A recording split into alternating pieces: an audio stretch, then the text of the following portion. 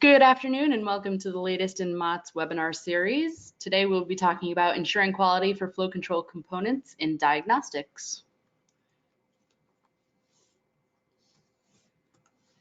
Your speakers today are Steve Martin from our continuous improvement team and Greg Tedeschi, our product marketing manager in healthcare. I'm Rosina, I'm the marketing manager, but this is where I leave off and let Greg and Steve do their thing. Gentlemen. Hello, everyone. This is Greg. Just welcome you to this webinar on flow control for diagnostics. The agenda today is to first talk a little bit about Mott, then go into a little bit why quality is so important, especially in flow control and diagnostics, why you need a robust design.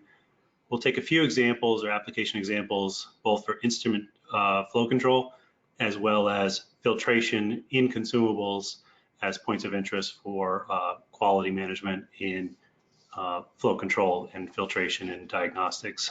And then Steve will talk a bit about how to mitigate risk in filtration and flow control in these types of applications, and we'll wrap up from there.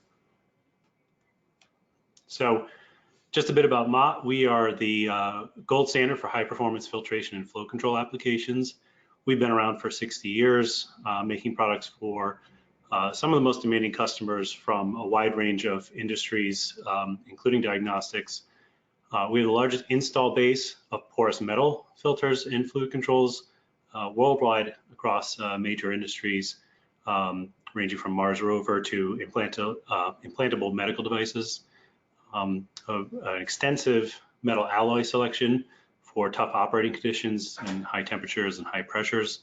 And we'll as well as a customer innovation center as the hub for industry-leading innovation when it comes to filtration and flow control design for additive porous metal manufacturing and traditional pressed and sintered manufacturing.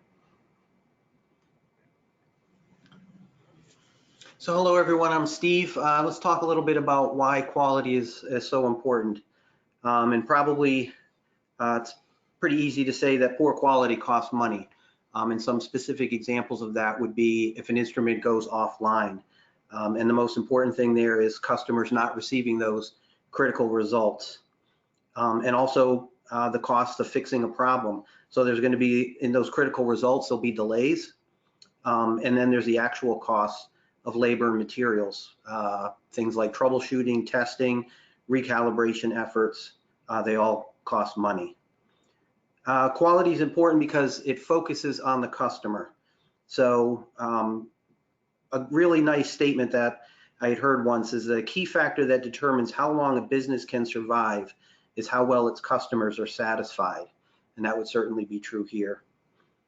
And then some specific examples of why quality would be important is the 6 FDA recalls in 2018 for diagnostic devices, mostly due to quality issues.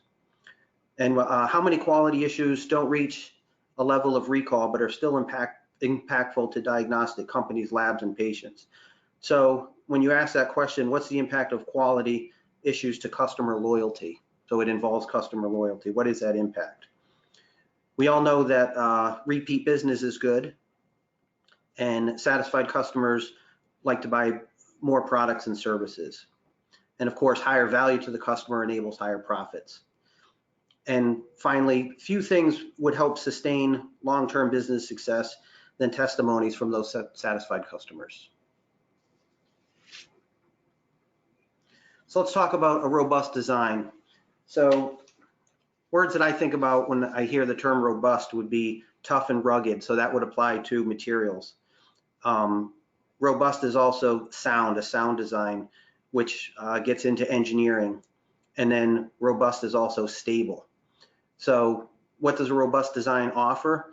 Certainly reduce service events, higher machine throughput, and reduced errors in reporting. And from a continuous improvement standpoint, a robust design provides that stable foundation for continuous improvement. So I'll just walk through a couple application examples here of where quality is critical in diagnostics. So first, starting out with instrumentation, something that we're all pretty familiar with flow cytometry and flow control.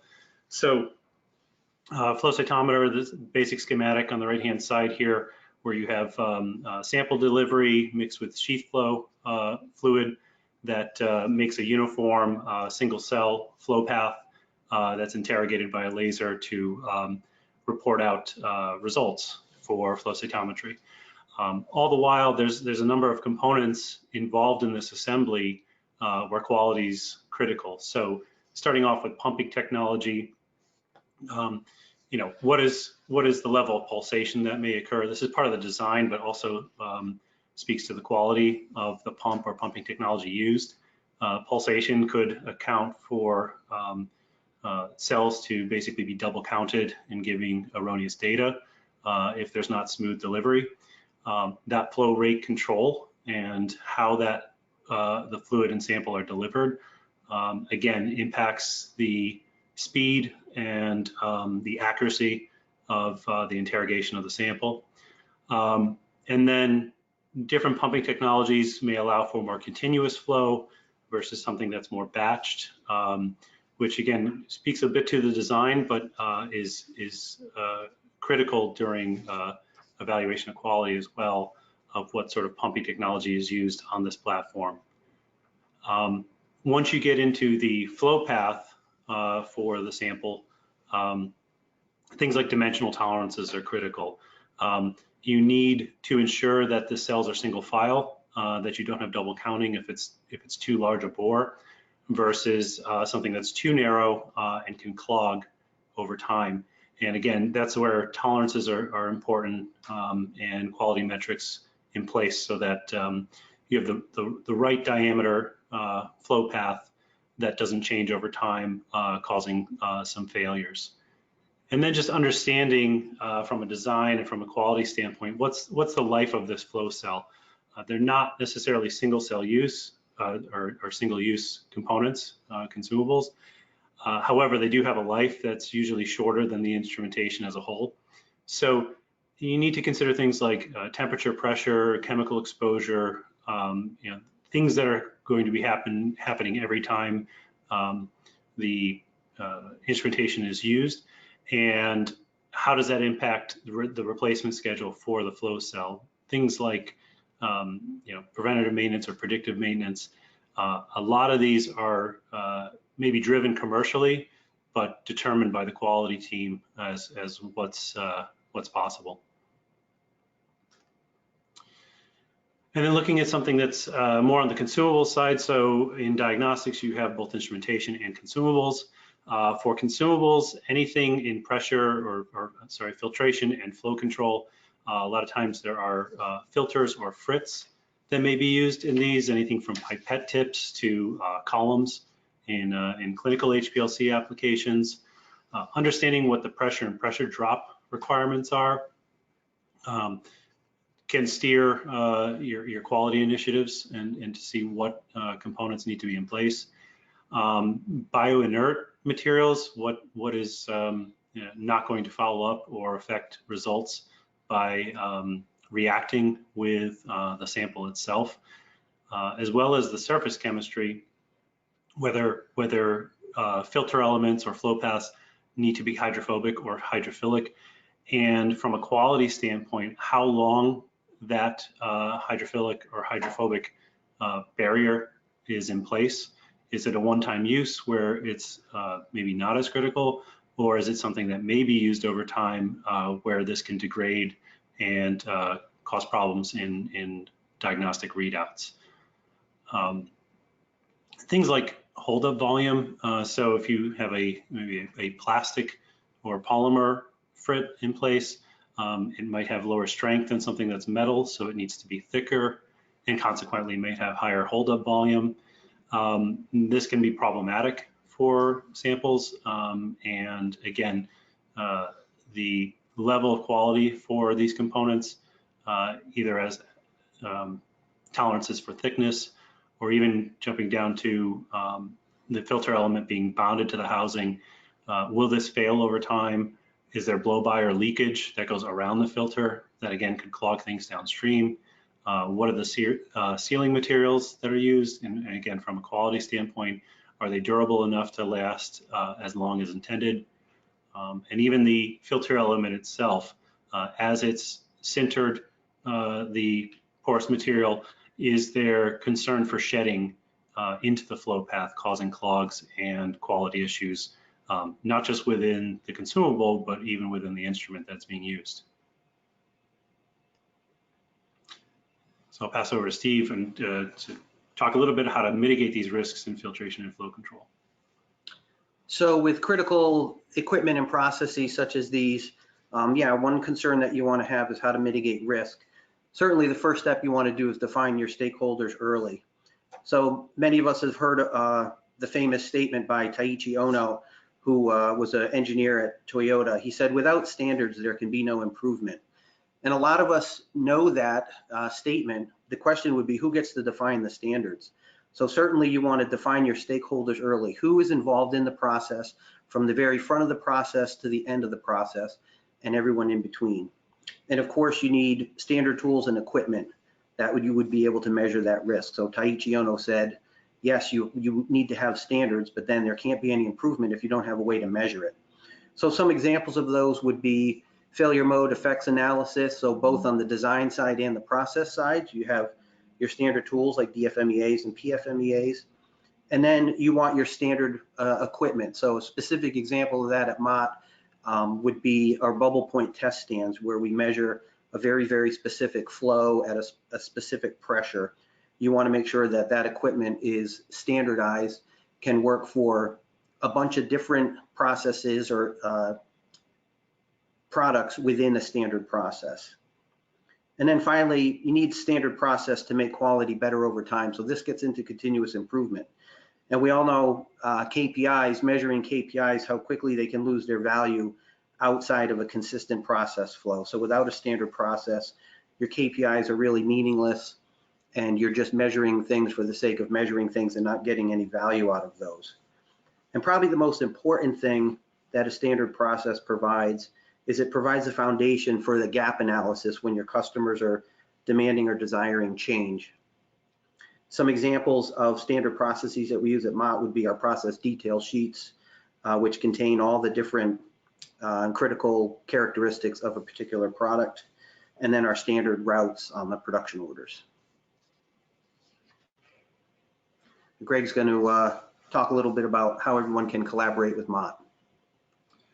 Thanks, Steve. So yeah, hope we quick overview today of where and why quality matters, and how Mott takes quality very seriously for our filtration and flow control components that are used oftentimes in life science applications.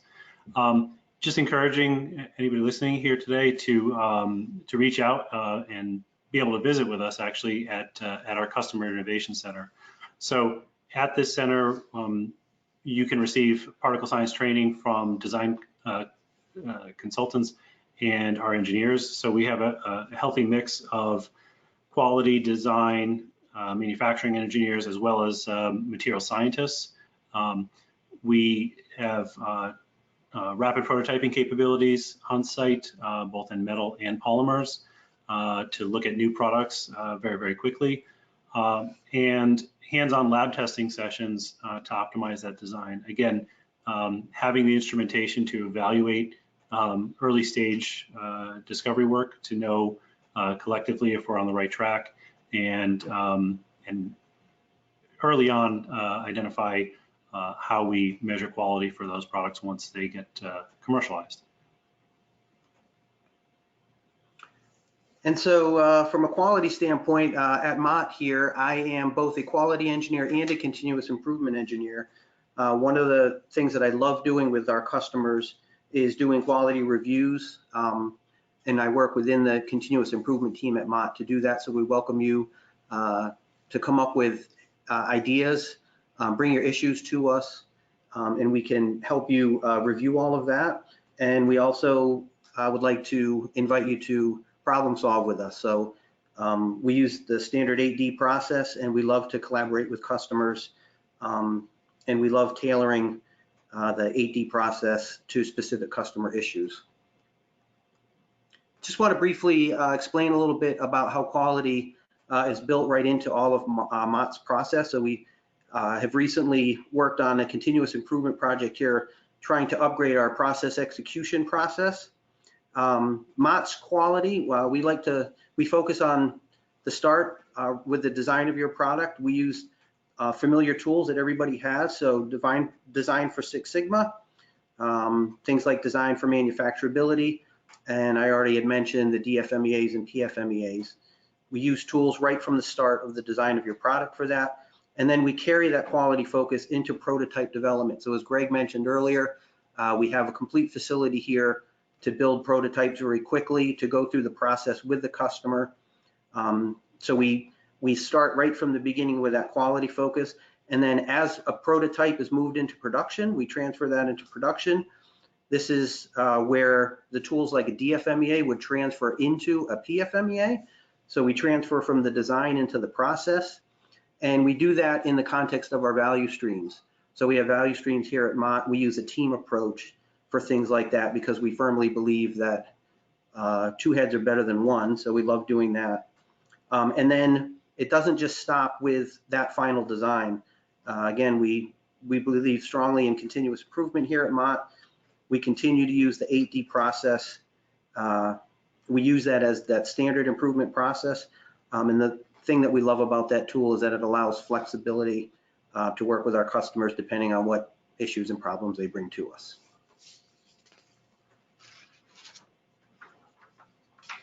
So finally, as a wrap up, poor quality costs money. We all know that. That's why we want to focus on a robust design. But again, focusing on the customer, that's thinking of quality. What that forces us to do is develop those standard processes, tools, and equipment necessary to mitigate the risk. Thanks, Steve. And again, just a quick follow-up for this is to be able to reach out to us, follow up with Mott. Love having people come into our Customer Innovation Center and work on new designs and concepts with our customers. Initially, just discuss any flow control filtration challenges you might have with any one of our application engineers to get a better understanding of what your challenges are. Mott's quality planning is tailored to your unique requirements. Some may have tighter tolerances or specific needs, and we're happy to address. Or anything else you'd like to talk about with respect to filtration, flow control, and diagnostics. All right, thank you, gentlemen, for some great information, and thank you to our audience for joining us. If you'd like to reach Steve and Greg directly, we have included their email addresses for you. You can also reach Mott with any questions you may have at info@mott.com. But we look forward to hearing from you, and keep a lookout for upcoming webinars as well. Thanks very much.